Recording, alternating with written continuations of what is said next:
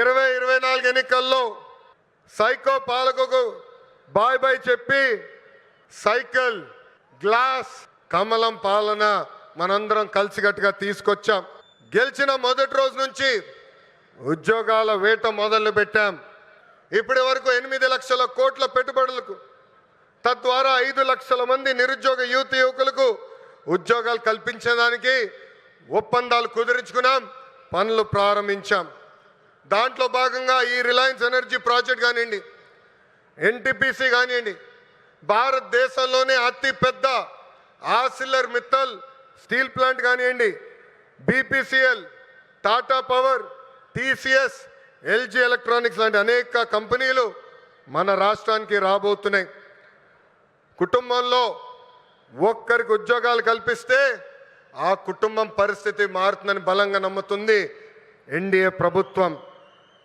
పేదరికం లేకుండా చేయాలంటే ఉద్యోగాలే కల్పనగా మనందరం ముందరికెళ్ళాలి.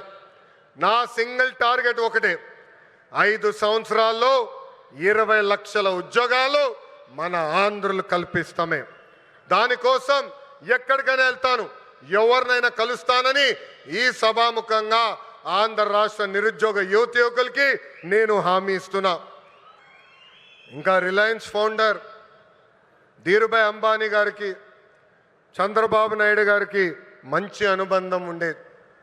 ఆనాడు చంద్రబాబు నాయుడు గారు దావోస్కి వెళ్ళే ముందల ముంబైకి వెళ్తే అది తెలుసుకున్న ధీరుభాయ్ అంబానీ గారు చంద్రబాబు నాయుడు గారిని స్వయంగా ఆయన ఇంటికి రమ్మని కోరారు. ఆనాడు మీటింగ్లో టెలికాం రంగంలో మార్పులు వస్తున్నాయి, సంస్కరణలు వస్తున్నాయి, టెలికాం రంగంలో మీరు పెట్టుబడులు పెట్టండి అని కోరటం జరిగింది. గౌరవ ముఖ్యమంత్రి గారు చంద్రబాబు నాయుడు గారు డావోస్కి వెళ్ళి 5 రోజులు తిరిగి వచ్చిన తర్వాత ధీరుభాయ్ అంబానీ గారు ఆనాడే ప్రకటించారు, రిలయన్స్ కంపెనీ టెలికాంలో పెద్ద ఎత్తున పెట్టుబడులు పెడుతుందని. అంతేకాదు చంద్రబాబు నాయుడు గారికి నమ్మకంతో ఆనాడు ధీరుభాయ్ అంబానీ గారు టెలికాం రంగంలోకి అడుగుపెట్టారు. ఆ తర్వాత అనుబంధం రిలయన్స్ చైర్మన్ ముఖేష్ అంబానీ గారితో కూడా కొనసాగింది.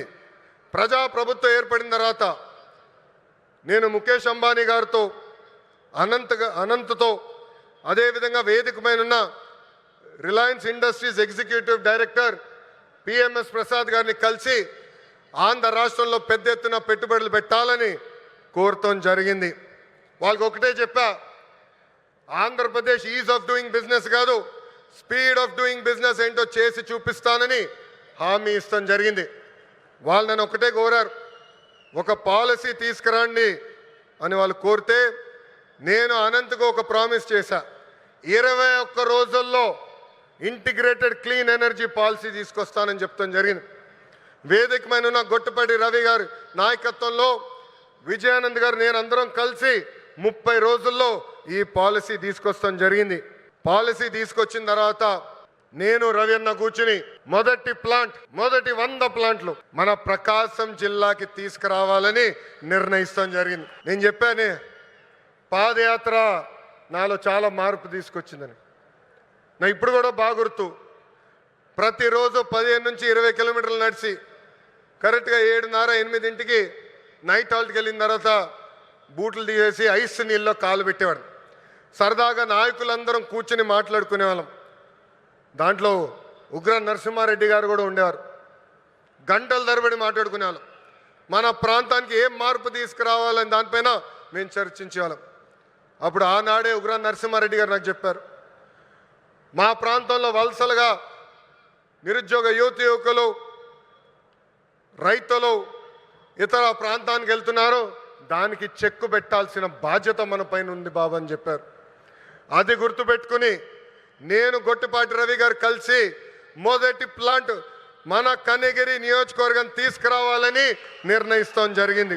ఆంధ్రప్రదేశ్లో ఈ కంప్రెస్డ్ బయోగ్యాస్ ప్లాంట్స్ పెట్టేందుకు ఈరోజు రిలయన్స్ ఇండస్ట్రీస్ ముందుకు వచ్చింది.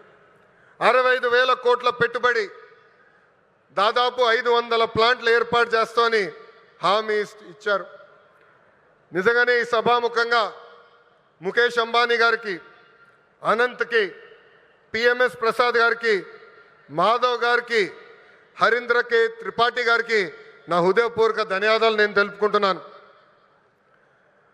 ఈ పెట్టుబడుల ద్వారా ఆంధ్ర రాష్ట్రంలోనే 2,50,000 మంది నిరుద్యోగ యువకులకి కూటమి ప్రభుత్వం ఉద్యోగాలు కల్పించబోతుంది. ప్రకాశం, అనంతపురం, కడపలో ఉన్న 5 లక్షల ఎకరాల బేడు భూమికి వినియోగంలోకి తీసుకుని రాబోతున్నాం. నేను యువగలంలో ప్రకాశం జిల్లాకు ఇచ్చిన హామీని, దాంట్లో ఒక్క హామీని ఈరోజు నిలబెట్టుకున్నానని గర్వంగా చెప్పుకోగలుగుతున్నాను. రిలయన్స్ మొదటి సిబిజీ ప్లాంట్ కనగిరిలో శంకుస్థాపన మేము చేశాము. ఈ ప్లాంట్ రిలయన్స్ సిబిజీ ప్రాజెక్ట్కి హబ్గా కూడా మారిపోతుంది. ఇక్కడనే హెలికాప్టర్ ఎక్కే ముందల 5 ప్లాంట్లు అనుకున్నాం. హెలికాప్టర్ దిగిన తర్వాత ప్రసాద్ గారితో మాట్లాడిన తర్వాత మీరు మాకు భూములు ఇవ్వండి, తప్పనిసరిగా ప్లాంట్లు ఏర్పాటు చేస్తామని చెప్పారు. ఇక్కడ ఉగ్ర నరసింహారెడ్డి గారు నా పక్కన కూర్చుని ఎట్టి పరిస్థితుల్లో 50,000 ఎకరాలు కౌలుకి రిలయన్స్ ఇండస్ట్రీకి మేము అందిస్తామని చెప్పారు. 50 ప్లాంట్లు ఒక నియోజకవర్గంలో చేస్తామని ఈ సభాముఖంగా కనిగిరి ప్రజలకి నేను తెలుపుతున్నాను. వాస్తవంగా ఈరోజు నేను మీ ముందల నుంచుని ఇట్లా మాట్లాడగలుగుతున్నానంటే దానికి కారణం ఉగ్ర నరసింహారెడ్డి గారు. ఒక ఉగ్ర నరసింహుడుగా గత 10 రోజులుగా ఇక్కడ పనిచేశారు. నన్ను కోరారు కొంచెం ఒక 10 రోజుల తర్వాత ప్లాంట్ శంకుస్థాపన పెట్టుకుందామని. నేను ఒప్పుకోలేదు. మీరు రెడీగా ఉన్నా లేకపోయినా ఏప్రిల్ 2వ తారీఖు నేను వస్తున్నా కనిగిరి నియోజకవర్గానికని ఉగ్ర నరసింహారెడ్డి గారు నేను చెప్పా. 10 రోజుల్లోనే బాగా నల్లగా అయిపోయాడు ఆయన. తగ్గింది. ఎవరి కోసం ఆయన కష్టపడ్డారు? కనిగిరి ప్రజల కోసం. మన ఇంట్లో ఉన్న నిరుద్యోగ యువకులు పక్క రాష్ట్రాలకు వెళ్లకుండా మన ప్రాంతంలోనే మన నియోజకవర్గంలోనే ఉద్యోగాలు కల్పించే లక్ష్యంతో అహర్నిశలు పనిచేస్తున్న ఉగ్ర నరసింహారెడ్డి గారిని మనస్ఫూర్తిగా ఈ సభాముఖంగా నేను అభినందిస్తున్నా. చంద్రబాబు గారు చెప్తున్న P4 విధానానికి రిలయన్స్ సిబిజీ ప్లాంట్ నాంది కాబోతుంది.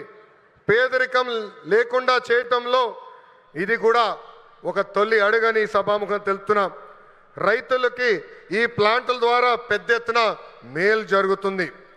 నేపియర్ గడ్డితో ఈ గ్యాస్ తయారు చేయబోతున్నారు. ప్రభుత్వ భూమికి 15,000 రూపాయలు, రైతుల భూమికి 30,000 రూపాయలు కౌలు కూడా రిలయన్స్ ఇండస్ట్రీ ఇవ్వబోతుంది. రైతులు గడ్డి పెంచిస్తే టన్నుకింత అని కూడా వాళ్ళు డబ్బులు ఇవ్వబోతున్నారు. ఈ ప్లాంట్ ద్వారా 1,10,000 మెట్రిక్ టన్నులు ఆర్గానిక్ ఎరువు కూడా తయారవబోతుందని ఈ సభాముఖ ప్రజలు తెలుపుతున్నాం. ఇంకా ఈ ప్లాంట్ ద్వారా గ్రామీణ యువతకి పెద్ద ఎత్తున ఉద్యోగాలు కూడా కల్పిస్తాం.